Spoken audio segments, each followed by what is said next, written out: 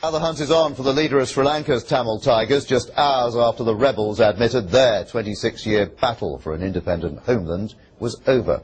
They announced they were silencing their guns, but there is still some fighting between the Tigers and the Sri Lankan army in a tiny strip of land in the north of the country.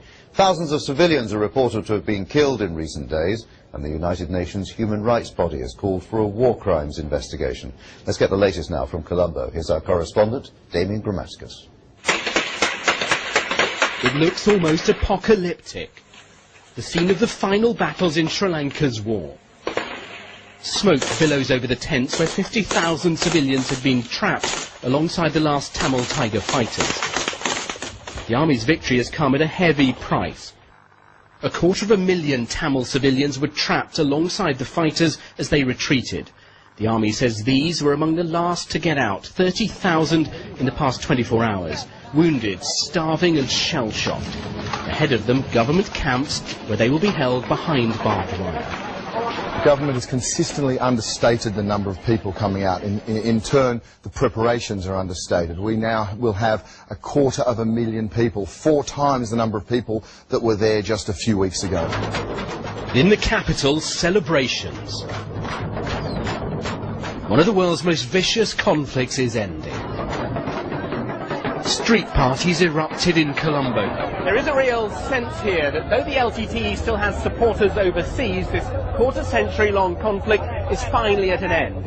Internationally, though, there are real concerns still for the thousands of civilians who've been caught in the fighting, many of them still wounded, traumatized and displaced from their homes.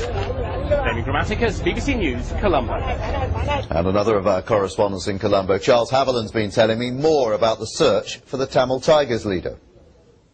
The Defence Secretary said late on Sunday that the government still had seen no sign of Prabhakaran. He also said that of the tens of thousands of people fleeing out of the war zone in recent weeks, none of them had seen any sign of him either. So I think that this is still an enduring mystery. At the same time, however, the Ministry of Defence website says that the bodies of some prominent Tamil Tiger leaders have been found, some of them in what it calls mopping up operations.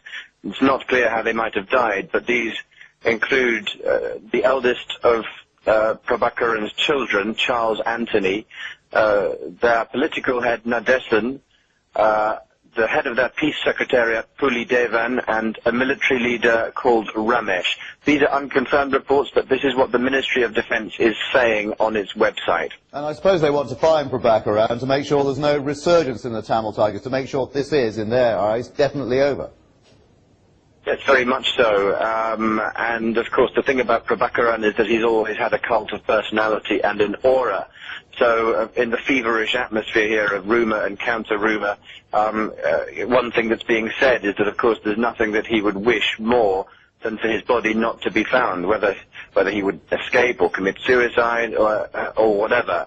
So I think that the government here will be anxious to try and secure his capture.